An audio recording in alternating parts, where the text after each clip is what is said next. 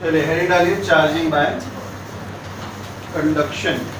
वैसे पोटेंशियल वाले चैप्टर में थोड़ा बहुत तो मैंने शायद ऑलरेडी आपको पढ़ा रखा है, ठीक है, लेकिन फिर से एक बार हम दोबारा से इसको रिकॉल कर दे रहे हैं चार्जिंग बाय कंडक्शन में। जैसा कि हमेशा से हम ये चार्जिंग वाला जो टॉपिक है वो अपने एक फिक्स पैटर्न पे पढ़ाते रहे हैं। फिक्स पैटर्न क्या है? फिक्स पैटर्न ये है कि सबसे पहले हेडिंग डालते हैं रिक्वायरमेंट कि क्या चाहिए आपको ये काम करने के लिए, दूसरा प्रोसेस कैसे करना है, और तीसरा अल्टीमेटली कंक्लूजन क्या होगा। तो हमें चार्जिंग बाय कंडक्शन करने के लिए हमको चाहिए दो बॉडीज, एक बॉडी होनी चाहिए चार्ज और दूसरी बॉडी होनी चाहिए न्यूट्रल, ओके, यानी अनचार्ज। तो लिखते जाइए साथ साथ, टाइम ना बर्बाद करिए, रिक्वायरमेंट बातचीत ना करें, अमर हो जाएंगे नहीं तो आप। रिक्वायरमेंट क्या है? One charged and one uncharged body, one charged and one uncharged body, ठीक है। भैया अब बात है प्रोसेस करना कैसे है। बहुत आसान तरीका है। सबसे पहले आप दो बॉडीज लीजिए, एक बॉडी है ए मानते हैं, चलो बॉडी नंबर 1 मानते हैं, और दूसरी को बॉडी नंबर 2 मानते हैं, ठीक है। इसके पास पहले से कोई चार्ज सपोज Q1 रहा है, या चलो ठीक है जो भी व्हाटएवर, Q1 रहा है, इस पे Q2 रहा है। ये अलग बात है कि Q2 की वैल्यू कितनी है? 0, ठीक है। ये अंडरस्टूड है कि ये बॉडी न्यूट्रल है, ठीक है। मतलब ये बॉडी में चार्ज है पॉजिटिव, और इसमें नहीं, मतलब ये चार्ज्ड बॉडी है और ये अनचार्ज्ड बॉडी है। लिखते रहिएगा भैया, है मैंने बर्बाद नहीं की, हम ऑलरेडी पढ़ा चुके हैं आपको एक बार, ठीक है। तो ये हो गया हमारा इनिशियली, शुरुआत में। तो शुरुआत में अगर ये हालात हैं तो आप समझिएगा। एक बात और आपको बता दूं मैं, इसकी रेडियस भी हम मानेंगे, इसकी रेडियस R1 है और इसकी रेडियस R2 है, क्योंकि बॉडीज को स्फेरिकल ही लेके चलना है। ये आपको एक एडिशनल टॉपिक में पढ़ा रहा हूँ, देखा जाए तो एक्स्ट्रा मेहनत कर रहे हैं हम, एडिशनल टॉपिक आपको पढ़ा रहे हैं। ये टॉपिक नहीं पढ़ाना चाहिए, मतलब सीधे सीधे हमें कैपेसिटेंस में जितना भी है उतना पढ़ाना चाहिए, लेकिन हम आपको एक्स्ट्रा पढ़ा रहे हैं आपके बेटर अंडरस्टैंडिंग के लिए और कॉम्पिटिटिव एग्जाम्स को मद्देनजर रखते हुए। तो ये इनिशियली हुआ। फिर हमने क्या किया, इन दोनों बॉडीज को या तो फिजिकली टच करा दिया या तो दोनों बॉडीज को एक तार से जोड़ दिया, वायर से कनेक्ट कर दिया। यानी दोनों बॉडीज अब भी वही हैं, दोनों का रेडियस वही है, R1 R2। ऐसा तो है नहीं तार छुआ देंगे तो खून पिचक जाएंगे कुछ, है ना। हमने इनको एक वायर से कनेक्ट कर दिया। This is a conducting wire,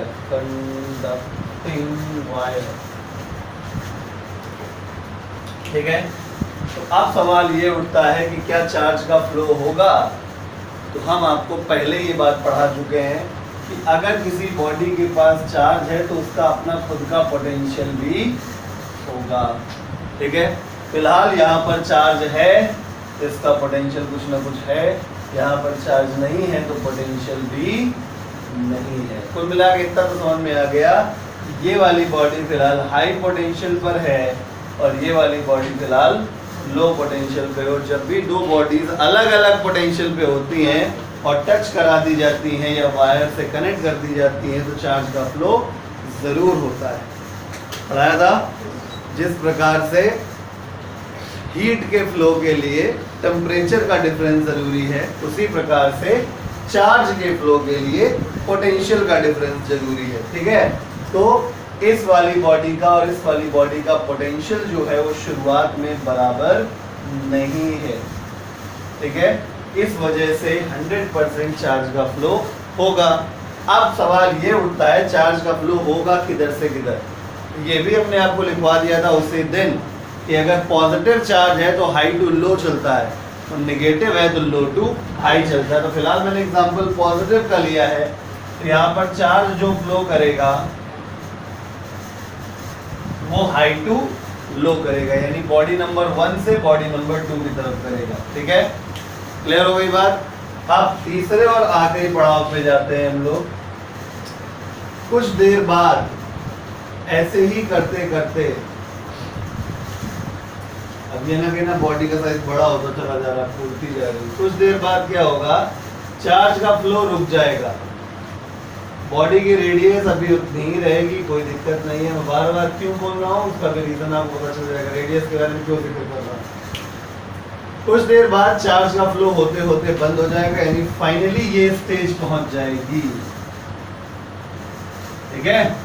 और फाइनली चार्ज का फ्लो कब रुकता है, जब दोनों बॉडी का पोटेंशियल बराबर हो जाता है, यानी V1 डैश V2 डैश, यानी नया पोटेंशियल दोनों बॉडीज का क्या हो जाएगा, बराबर हो जाएगा। और उस बराबर पोटेंशियल को बोलते हैं कॉमन पोटेंशियल। ये भी हम सब लिखवा चुके हैं, ये दोबारा चल रहा है।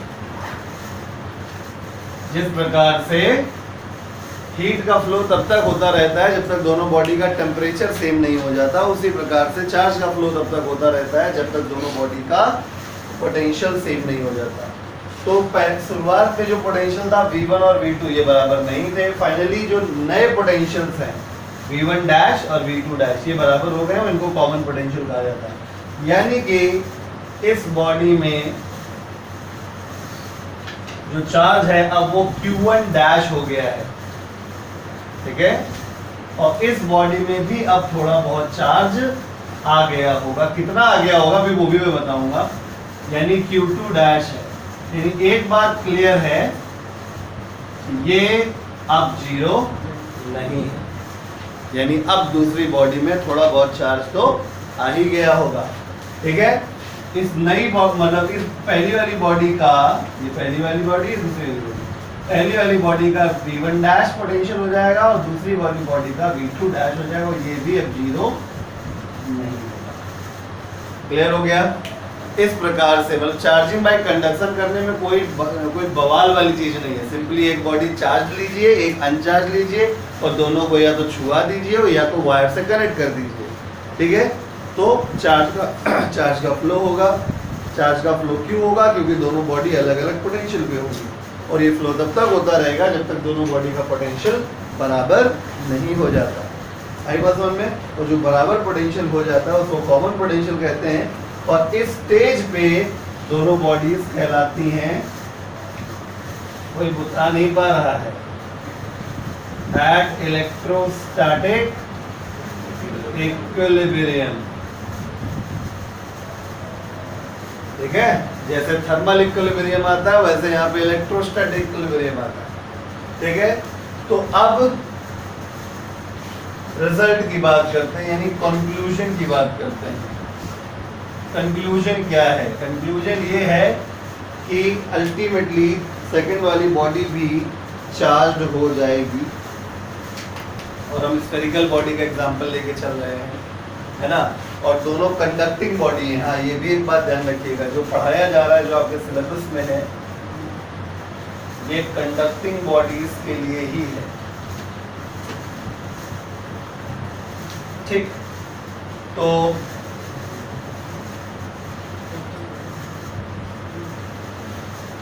कंक्लूजन ये है, at electrostatic equilibrium, electrostatic equilibrium, both bodies will have the charges given by Q1 dash is equal to, ऐसे याद कर लेना, देखो मतलब समझ रहे हैं? पहली वाली बॉडी पे फाइनली चार्ज कितना आ जाएगा, टोटल चार्ज कर लो है अपॉन टोटल रेडियस कर लेना इनटू उसी बॉडी की रेडियस से मल्टीप्लाई कर देना जिसमें निकालो, मतलब R1। ये आ गया formula for charge on first spherical body finally. मतलब आपके पास, आपको याद होगा हमने पहले चैप्टर में आपको आइडेंटिकल बॉडीज वाला एक सीन बताया था कि अगर बॉडी आइडेंटिकल होती हैं तो चार्ज आधा आधा शेयर हो जाता है, पढ़ाया था।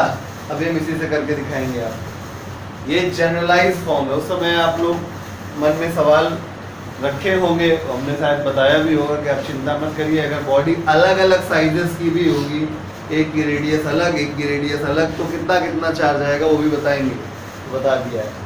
इसी प्रकार से सिमिलरली अगर आपको Q2 डैश चाहिए तो इसमें भी यही करना है, टोटल चार्ज न्यूमरेटर में लिख लो, टोटल रेडियस डिनोमिनेटर में लिख लो, और सेकंड वाले की आप रेडियस से, मतलब जिस बॉडी पे आप चार्ज निकाल रहे हो उस बॉडी के रेडियस से मल्टीप्लाई कर लो, ठीक है।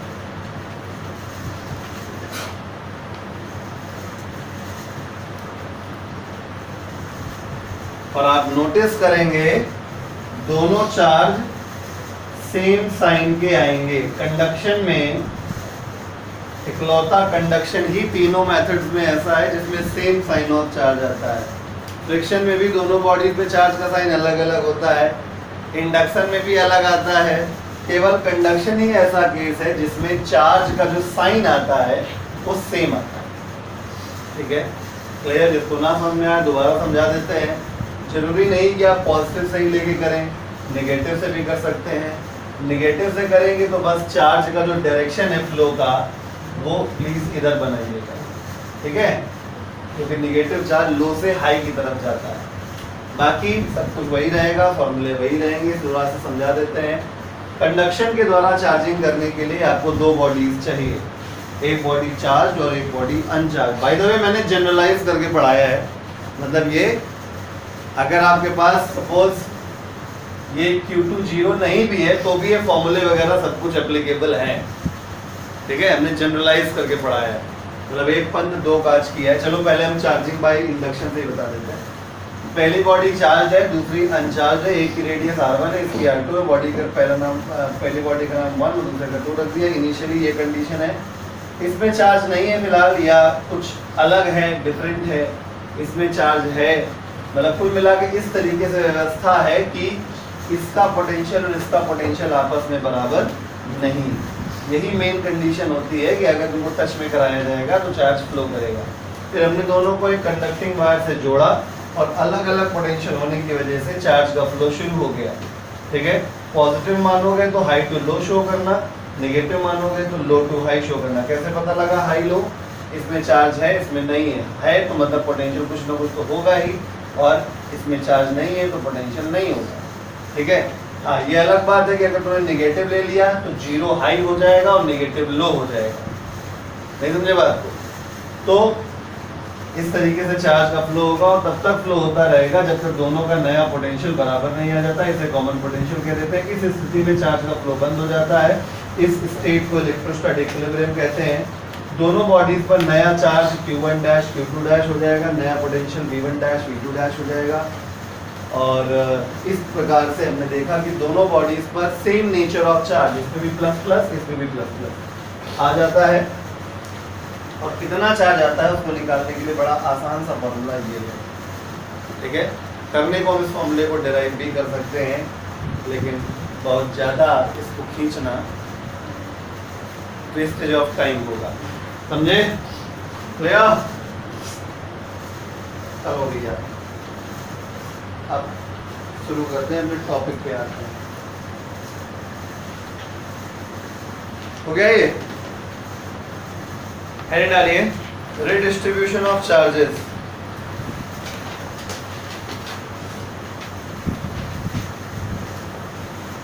इससे पहले की बात में आप लोग कुछ कहें, आपको हम बता दें, ये रिडिस्ट्रीब्यूशन ऑफ चार्जेस वाला जो पोर्शन है इसका डायरेक्टली न्यूमेरिकल आता है ISC बोर्ड में।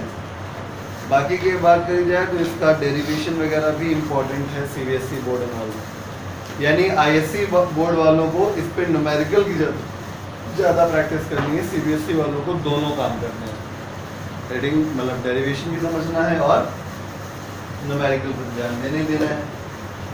हेडिंग है redistribution of charges between capacitors, redistribution of charges between capacitors, redistribution of charges between capacitors, redistribution of charges between capacitors।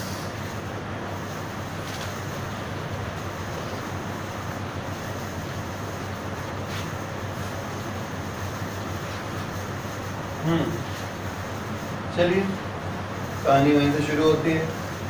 Consider the situation, situation ये है कि आपके पास मान लीजिए दो कैपेसिटर हैं, एक कैपेसिटर ये है, एक कैपेसिटर ये है, इसको भी नोट करते चलिएगा, कुछ नया नहीं बता रहा हूँ, बस पहले वो गोले बनाए थे अब कैपेसिटर बना रहा हूँ, चीज़ें एकदम सेम है, बिल्कुल वैसे ही वर्ड टू वर्ड चलेंगी। इसका पहले चार्ज Q1 था, इसका पहले चार्ज Q2 था, इसमें पहले पोटेंशियल V1 था, इसमें पहले पोटेंशियल V2 था, इसका कैपेसिटेंस C1 था, इसमें C2 था, इसमें पहले से चार्ज था तो एनर्जी भी कुछ ना कुछ होगी, U1 एनर्जी थी, इसमें U2 एनर्जी थी। इन दोनों को हमने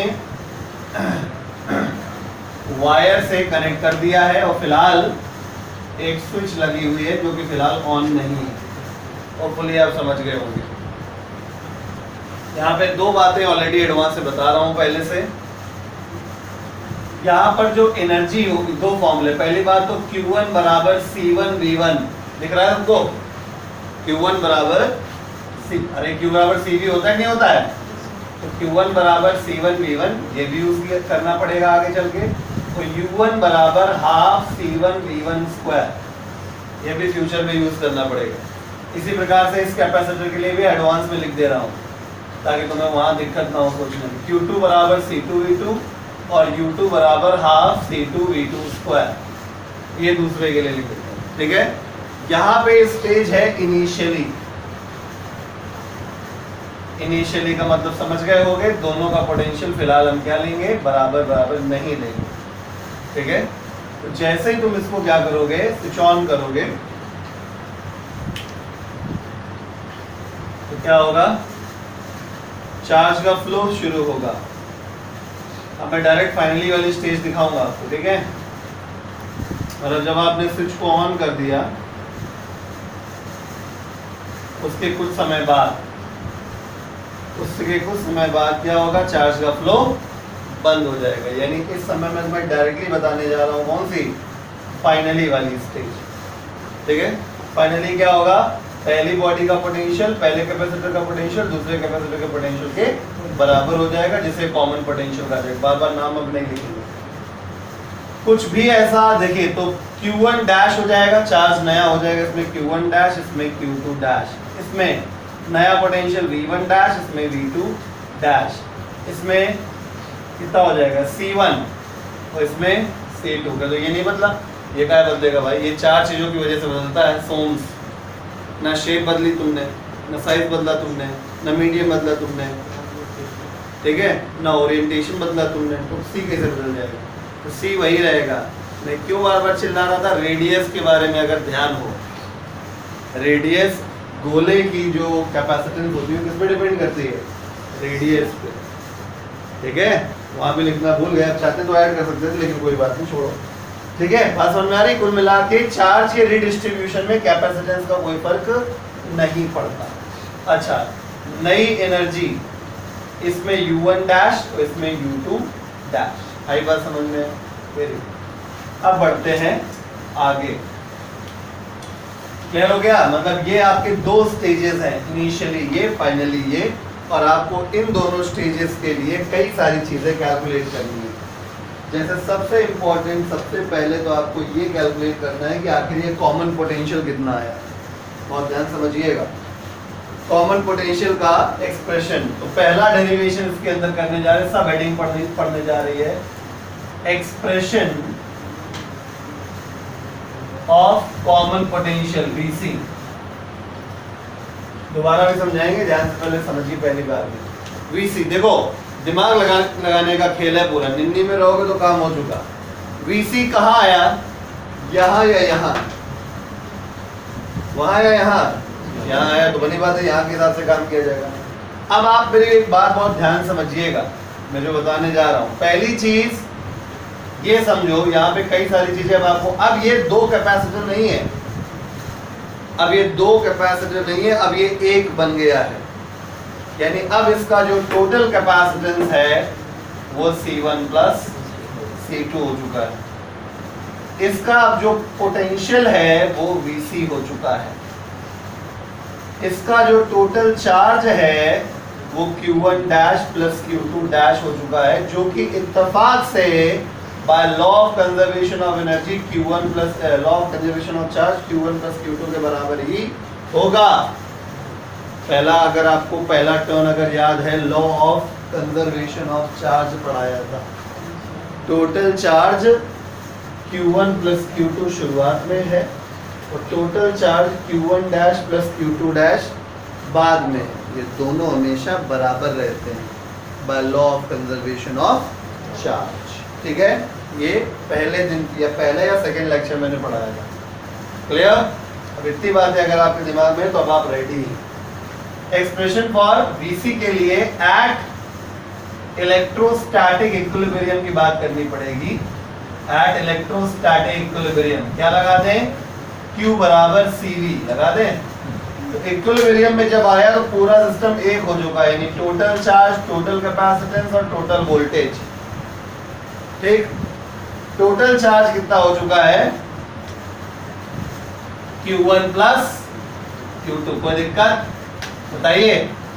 टोटल चार्ज दोनों का Q1 dash plus Q2 dash है, law of conservation of charge से Q1 प्लस Q2 के बराबर हो गया। Total capacitance C1 plus C2 है और टोटल पोटेंशियल हो चुका है कॉमन पोटेंशियल। समझ गए? तो कॉमन पोटेंशियल का भैया फॉर्मूला आ गया दौड़ते भागते, Q1 plus Q2 upon C1 plus C2। लेकिन ज्यादा फॉर्मूला ये इस फॉर्म में फेमस नहीं है। किस फॉर्म में फेमस है?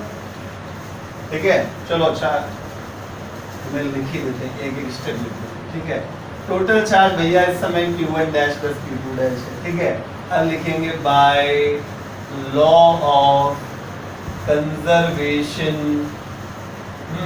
एक लाइन और लिख देता है, VC बराबर Q1 dash plus Q2 dash, समझ जाना भाई Q2 लिखा हुआ है, अपॉन C1 प्लस C2। तो एक फॉर्मूला तो ये आ गया फाइनल चार्जेस के टर्म्स में, लेकिन ये इस फॉर्म में फेमस नहीं है।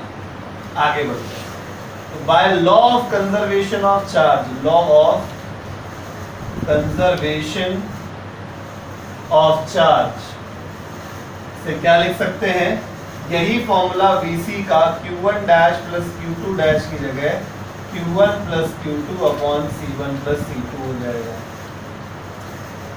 ठीक, लेकिन ये ना इस फॉर्म में फेमस है ना इस फॉर्म में फेमस है।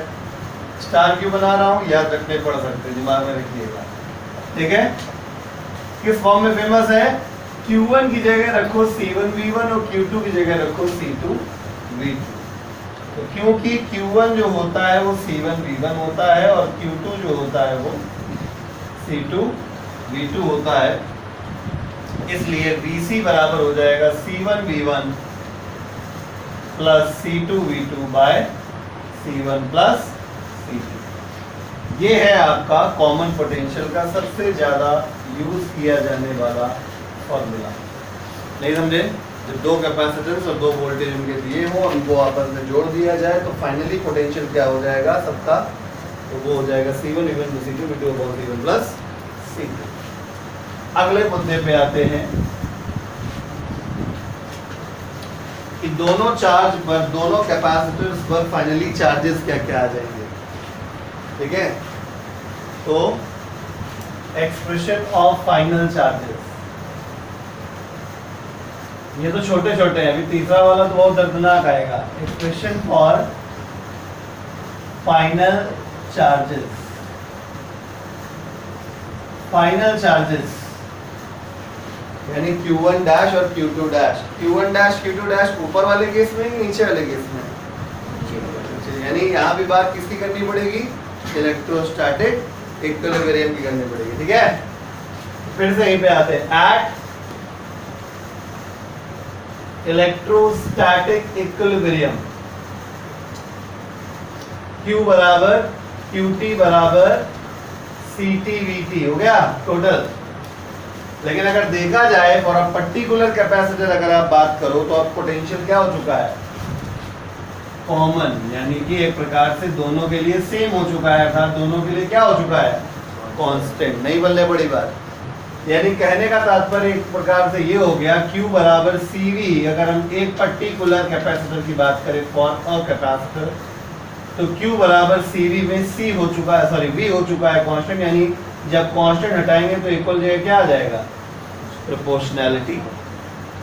V कांस्टेंट हो गया कि नहीं हो गया? फाइनली V कांस्टेंट हो गया। ठीक है, जब V कांस्टेंट हो गया, ठीक है, चलो लिख दे रहे हैं भाई, एक लाइन और पढ़ा दें। For a capacitor eight electrostatic equilibrium, for a capacitor, एक कैपेसिटर की अगर मैं बात करूं तो Q बराबर CV अगर मैं लगाता हूं तो V उसका हो चुका है कांस्टेंट। कांस्टेंट हटाते हैं तो इक्वल जगह प्रोपोर्शनलिटी आता है। अब इसको हम क्या लिख सकते हैं? क्या लिखते हैं? ये जो Q है तुम्हारा, ये Q डैश हो चुका है नया चार्ज, ये V VC हो चुका था कॉमन पोटेंशियल, तो Q डैश प्रोपोर्शनल क्या बचा? C। तो इसको क्या लिख देंगे हम लोग? बताइए। Q2 dash upon Q1 dash बराबर C2 अपॉन C1। क्या नहीं लिख सकते? उल्टा क्यों लिखा है वो भी पता चल जाएगा। ठीक है, तुम्हारी बुद्धि काम में 1/2 लिखते हैं, अच्छा लगता है देखने में, है ना। Q प्रोपोर्शनल अगर C है तो Q1 अपॉन Q2 बराबर C1 अपॉन C2 लिखते हैं, अच्छा लगता। अभी क्यों लिखा है वही बताता हूँ। इसमें आप दोनों तरफ 1 ऐड कर लीजिए। Q2 dash upon Q1 dash plus 1 बराबर C2 अपॉन C1 प्लस 1। आपको जान के बड़ा आश्चर्य होगा, ये सब कुछ नहीं पढ़ाया जाता स्कूल में। जिनके इनके यहाँ कैपेसिटेंस पढ़ा दिया गया होगा। ठीक है, अब इसको जरा पलट लेते हैं, पलटेंगे। Q1 dash upon Q1 dash plus Q2 dash बराबर C1 upon C1 plus C2। इसको उधर फेंक दो।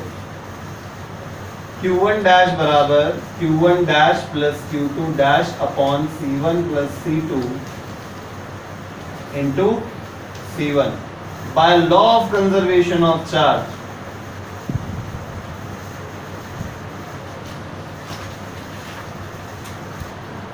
By law of conservation of charge, Q1 dash plus Q2 dash ये क्या लिख सकते हैं?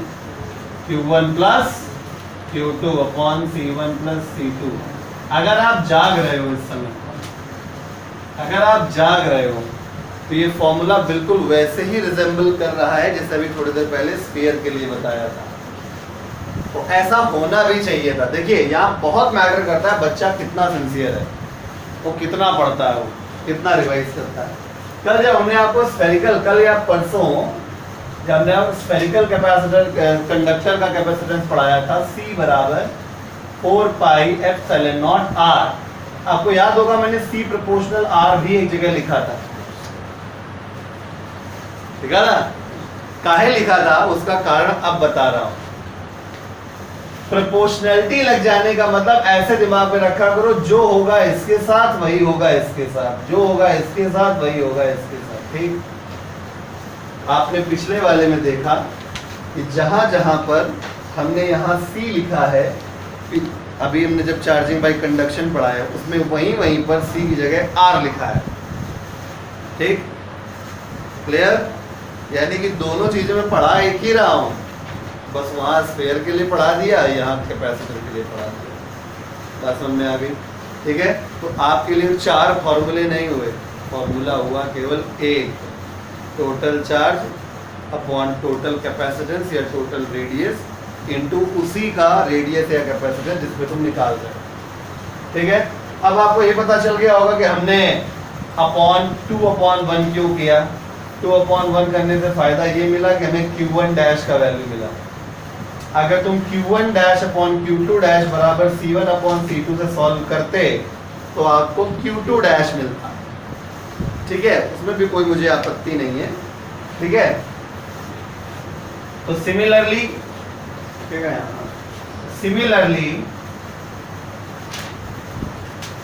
अगर हम बात करें तो यही आपका Q2 डैश बराबर हो जाएगा Q1 plus Q2 upon C1 plus C2, ये तो होना ही है, total charge upon total capacitance into C2।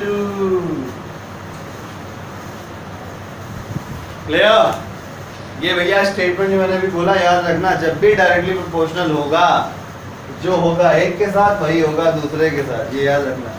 यहाँ भी देखो लिखा हुआ है, कुछ लोग सोच रहे होंगे लेकिन बेचारे हमारे संकोच के पूछे नहीं पा रहे, सर इसका मीनिंग क्या निकला, फिर नहीं पूछ पा रहे होंगे। इसका मीनिंग ये निकला कि फाइनली चार्ज उस वाले कैपेसिटर के पास ज्यादा होगा जिसका कैपेसिटेंस भी ज्यादा होगा।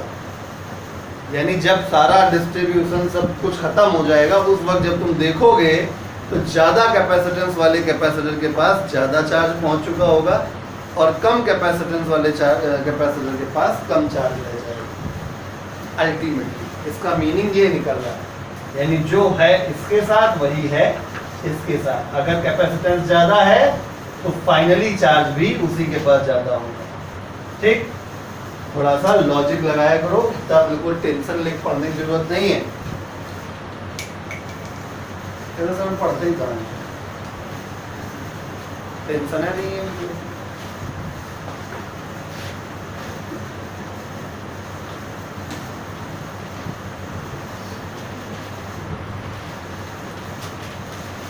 भैया कॉमन पोटेंशियल का फॉर्मूला, हाँ जिनको ना समझ में आया दोबारा एक बार बता देते, तब तक बाकी लोग नोट कर लेंगे। जिनको नहीं समझ में आ रहा तो पहले छापना शुरू कर दिए होंगे। तो एक कैपेसिटर ये है, एक कैपेसिटर ये है, ये कैपेसिटर 1, ये 2, इस शुरुआत में स्विच ऑन नहीं था, इसमें चार्ज Q1, इसमें Q2, इसमें V1, इसमें V2, इसमें C1, इसमें C2, इसमें U1, इसमें U2, ठीक है। इसमें चार्ज है Q1 बराबर C1 V1, Q2 बराबर C2 V2, इसमें energy half C1 V1 square half C2 V2 square, मतलब दोनों चार्ज है ऑलरेडी, और दोनों का पोटेंशियल क्या है, अलग अलग है। इसलिए जैसे स्विच को ऑन करेंगे चार्ज का फ्लो शुरू हो जाएगा, और जब इक्विलिब्रियम आएगा तो दोनों बॉडीज का पोटेंशियल बराबर हो जाएगा, जिसे कॉमन पोटेंशियल कहेंगे। तब तक सब कुछ बदल जाएगा सिवाय कैपेसिटेंस के, यानी Q1 डैश Q2 डैश हो जाएगा, V1 डैश Q2 डैश हो जाएगा, U1 डैश U2 डैश हो जाएगा, लेकिन C1 C2 में कोई फर्क नहीं पड़ेगा। अल्टीमेटली जब इक्विलिब्रियम आ जाता है तो ये दो कैपेसिटर नहीं एक हो जाते हैं, ठीक है।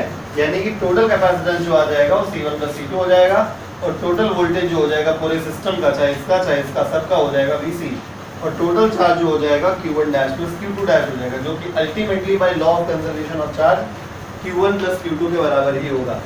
कॉमन पोटेंशियल का एक्सप्रेशन आपको अगर निकालना है तो आपको कॉमन पोटेंशियल सेकेंड स्टेज में मिला है यहाँ पर, इसलिए आपने Q बराबर CV लगाया, टोटल चार्ज, टोटल कैपेसिटेंस और टोटल वोल्टेज हो गया। Total charge Q1 dash Q2 dash हो गया, टोटल कैपेसिटेंस C1 तो C2 हो गया, टोटल वोल्टेज VC हो गया। VC बराबर Q1 dash plus Q2 dash upon C1 plus C2, Q1 dash plus Q2 dash मतलब law of conservation of charge Q1 plus Q2 बराबर तो ये हो गया। Q1 और Q2 C1 V1 और C2 V2 है तो ये हो गया। ठीक, एक्सप्रेशन फॉर फाइनल चार्जेस, ठीक है। ये रेयर ऑफ द रेयरेस्ट है कि कोई पूछ बैठे स्कूल वगैरह में, अदरवाइज बोर्ड में तो कोई नहीं पूछेगा, चाहे कोई भी बोर्ड हो, ISC CBSE, ठीक है। फिर भी बता दे रहे हैं कि अगर फाइनली चार्ज किसी कैपेसिटर पे कितना बचा है तो आप इसी स्टेज पे दोबारा आएंगे। एक कैपेसिटर की बात हो रही है तो Q बराबर CV, तो एक कैपेसिटर पे फाइनल चार्ज Q डैश है, शो कर रहे हो। C कैपेसिटेंस से बदल नहीं रहा, कोई डैश बैश नहीं लगेगा। जो पोटेंशियल हो चुका है एक कैपेसिटर पे वो VC हो चुका है, जो कि अब फिक्स हो चुका है, बदलेगा नहीं। तो जैसे ही VC को हटाएंगे तो इक्वल की जगह प्रोपोर्शनलिटी आ जाएगा, Q1 dash proportional to C, जो कि इस बात को इंडिकेट कर रहा है कि फाइनली चार्ज उसके पास ज़्यादा होगा जिसका कैपेसिटेंस भी ज़्यादा होगा। इसको हमने Q2 dash upon Q1 dash लिख दिया equal to C2 upon C1, ये भी डायरेक्टली प्रोपोर्शनल था। 1 दोनों तरफ ऐड कर दिया, प्रॉपर्ली इसका LCM लेके सॉल्व कर लिया, और हमने इसको निकाल लिया Q1 डैश। Q1 डैश जो आ जाएगा वो Q1 dash plus Q2 dash upon C1 plus C2 into C1 आ जाएगा। Q1 dash plus Q2 dash by the law of conservation of charge Q1 plus Q2 लिखा जा रहा है, इस तरीके से होगा। अब हमको करना है एक्सप्रेशन फॉर एनर्जी लॉस। जब एक कैपेसिटर को दूसरे कैपेसिटर से जोड़ते हैं ना, तो चार्ज फ्लो करता है। चार्ज फ्लो करने की वजह से एनर्जी का लॉस होता है। सबको पता है वायर में होता है रेजिस्टेंस। बड़े हो गए, ठीक है। धीरे धीरे हम आपको फीलिंग देते जा रहे हैं अगले चैप्टर का, क्योंकि नजदीक पहुंच रहे हैं उसके, ठीक है। रेजिस्टेंस होता है। रेजिस्टेंस की का मतलब क्या है? इलेक्ट्रॉन्स आपस में, चार्जेस आपस में टकराते हैं, कोलाइड करते हैं, जिसकी वजह से वो अपनी काइनेटिक एनर्जी का लॉस करते हैं, और वो loss in the form of heat बाहर आता है। तभी तार गर्म हो जाते हैं। अक्सर आपने नोटिस किया होगा, जब वायर में बहुत देर तक करंट फ्लो करती है तो वायर गर्म हो जाते हैं। इस फिनोमेना को जूल्स इफेक्ट कहते हैं। आपने जूल्स लॉ ऑफ हीटिंग का नाम सुना होगा, जो ICSE बोर्ड से पढ़े हुए हैं क्लास में। Joules law of heating, H = I²RT। खैर CBSE वालों को सौभाग्य नहीं प्राप्त हुआ, इस बार प्राप्त है सौभाग्य, सब कुछ पता चलेगा। गलती से आप हमारे हत्थे चढ़ गए हैं, बहुत ज़्यादा ही प्राप्त होगा, ठीक है, क्लियर। तो कुल मिला के ओवरऑल हम ये कहना चाह रहे थे कि एनर्जी का लॉस होता है। जो एनर्जी का लॉस होता है वो कितना लॉस हुआ है वो कैलकुलेट करना है। तो इसको हम इस साइड वाले को मिटाने जा रहे हैं, डायग्राम नहीं रख कर सकते फिलहाल।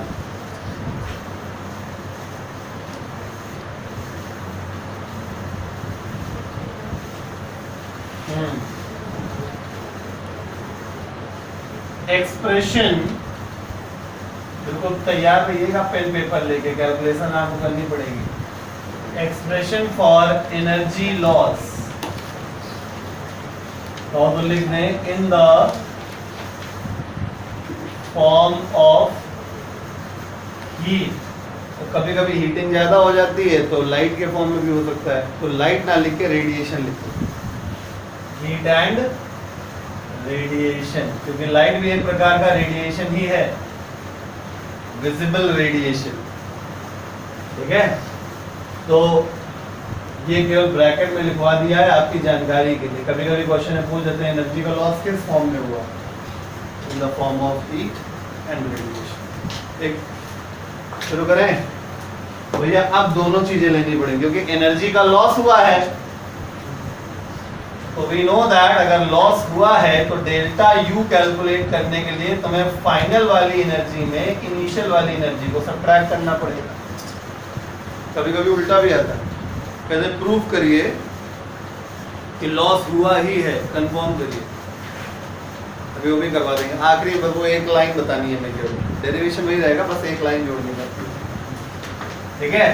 तो डेल्टा यू बड़ा अगर एनर्जी का लॉस हुआ है तो ऑब्वियसली बाद में, सॉरी उल्टा लिख दिया मैंने, अगर एनर्जी का लॉस हुआ है तो पहले ज्यादा रही होगी और बाद में कम हो गई होगी, तो ज्यादा माइनस कम पॉजिटिव आएगा, ठीक है ना।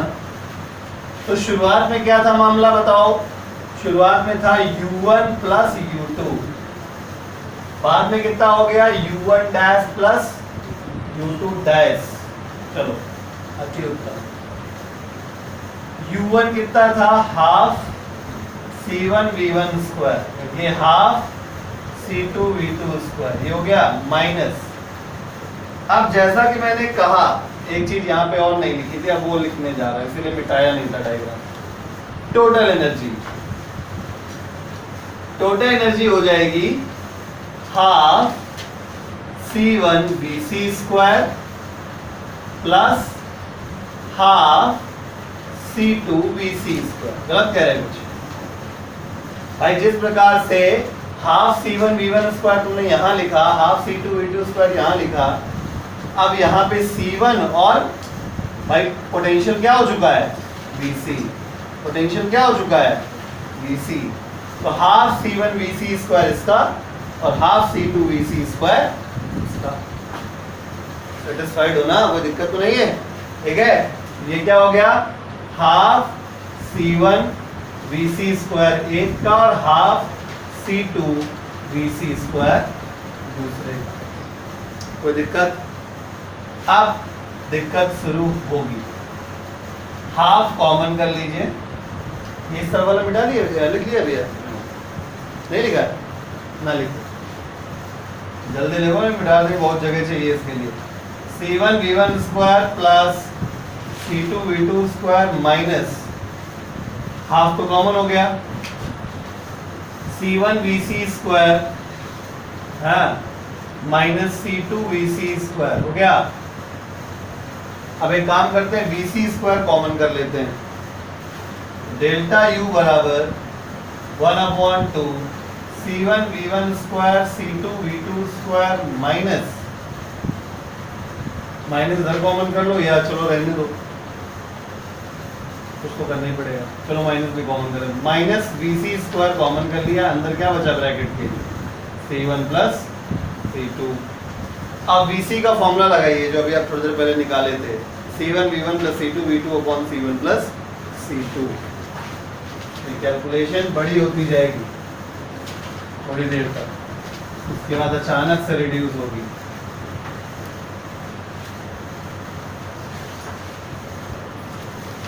हाँ भैया, तो रखते हैं डेल्टा U बराबर हाफ, ऑलरेडी बाहर है, ये हो गया C1 V1 square C2 V2 square, इसे देख रहे हैं टक्कर मार दो, C1 V1 plus C2 V2 का whole square upon C1 plus C2, ये तो होगा कॉमन प्रोडक्शन, ये तो हम होता है C1 V1 plus C2 V2 upon C1 plus C2, इसका स्क्वायर लगाया तो होल स्क्वायर हो गया, ब्रैकेट में क्या है C1 प्लस, तो थोड़ा बहुत गणित में इंटरेस्ट रखते होंगे उनको तब दिख ही गया होगा कि एक C1 प्लस C2 तो नीचे से निपट ही लेगा, तो थोड़ा थोड़ा आप देखो रिडक्शन शुरू हुआ है, अभी कहानी खत्म नहीं है, अभी कहानी और लंबी खींचेगी थोड़ी सी।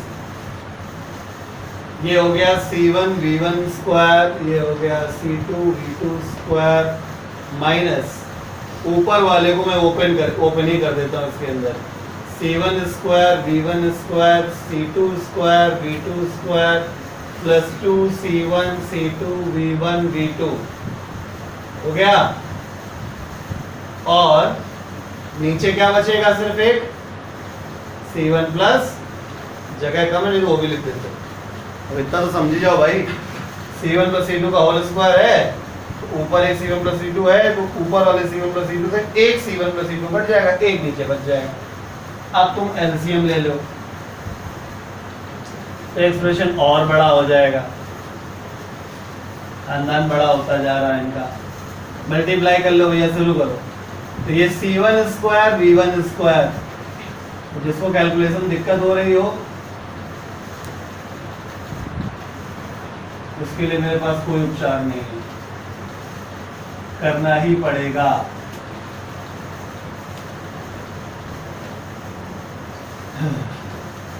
ये मल्टीप्लाई हो गया, अब अंदर माइनस का मल्टीप्लाई कर दीजिए, तो ये हो जाएगा C1 square V1 square minus C2 square V2 square, और ये माइनस का, ये माइनस यहाँ लिख दे रहे हैं, माइनस का 2 C1 C2 V1 V2 bracket close. अब ये रिड्यूस होगा, C1 square V1 square cancel, C2 square V2 square C2 square V2 square भी कैंसिल। अब दोनों में देखिए जितने एक्सप्रेशन जितना बचे हैं सब में C1 C2 है, तो आप कर लीजिए कॉमन, तो डेल्टा U बराबर हाफ ऑलरेडी बाहर है, आप C1 C2 ऑलरेडी बाहर कर लीजिए, C1 plus C2 already denominator में, अंदर क्या बचा V1 स्क्वायर ये वाला V2 स्क्वायर ये वाला माइनस 2V1 V2 ये वाला, अब ब्रैकेट के अंदर जो बचा है वो V1 माइनस V2 का होल स्क्वायर है, तो 1/2 C1 C2 upon C1 plus C2 V1 minus V2 का होल स्क्वायर, ये फॉर्मूला है आपका लॉस ऑफ एनर्जी। अब जो मैं बात बता रहा था कि प्रूव करिए कि लॉस ही हुआ है, तो भैया सीधी सी बात है, पहले माइनस बाद में वाला घटाया गया है, अगर ये प्लस में आया तो पक्का लॉस हुआ, क्योंकि प्लस में तभी आएगा ना भाई। देखो तीन ऑप्शन है अपने पास, या तो लॉस मतलब या तो ये बड़ा हो ये छोटा हो तो प्लस में आंसर आना चाहिए, या तो ये छोटा हो ये बड़ा हो तो माइनस में आंसर आना चाहिए, तो या तो ये दोनों बराबर हो तो जीरो आना चाहिए। हम चेक कर लेते हैं क्या आया है। कैपेसिटेंस, इसीलिए पहली क्लास में बता दिया था capacitance is always positive. Half positive है ही है, जितने भी सी है सब पॉजिटिव है।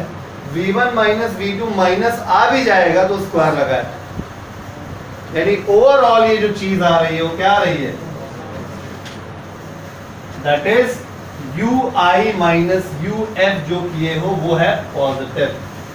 पॉजिटिव मतलब ग्रेटर देन 0। इसका मतलब ये निकला कि पहले ज्यादा थी बाद में कम हो गई। नहीं समझ आया भाई? UI माइनस UF जो आया तुमने सॉल्व किया, कैसा आया? प्लस में आया, पॉजिटिव आया। पॉजिटिव को मैथमेटिक्स में ग्रेटर देन 0 लिखा जाता है। इसको उधर फेंक दोगे तो UI ग्रेटर देन क्या हो जाएगा? समझ गए?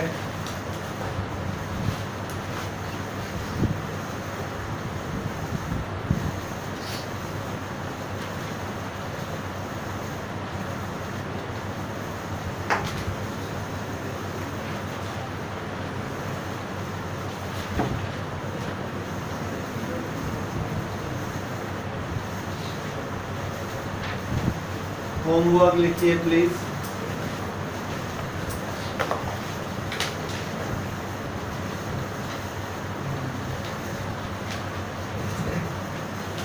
क्वेश्चन 68,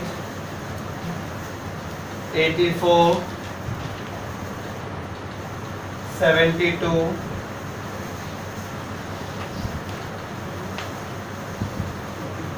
171, 146, 147, 163, 164,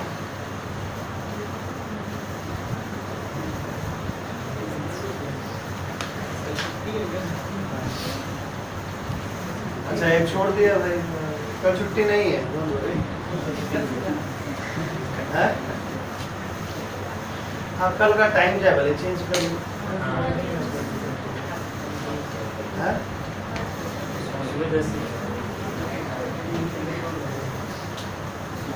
कोई आपत्ति तो नहीं? 10 से 11 में कल का संडे का तुम चेंज कर लो, चाहे भले क्लास रहेगी लेकिन टाइम चेंज रहेगा, 10 से 11 कर लो, ठीक है?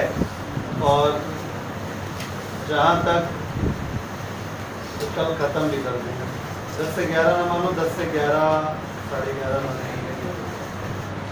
कल ये निपटा ही नहीं कुल मिला के, अगर 1-1.5 घंटा लगेगा जो भी लगेगा कल इसको निपटा दो, इसका खेल खत्म। यानी हम ये चाहते हैं जब जुलाई में प्रवेश करें तो हम मैग्नेटिज्म चैप्टर के साथ प्रवेश करें, यानी जून भर में हम इलेक्ट्रिसिटी निपटा लें। इलेक्ट्रिसिटी भी छोटा नहीं है, बहुत कुछ है उसके अंदर।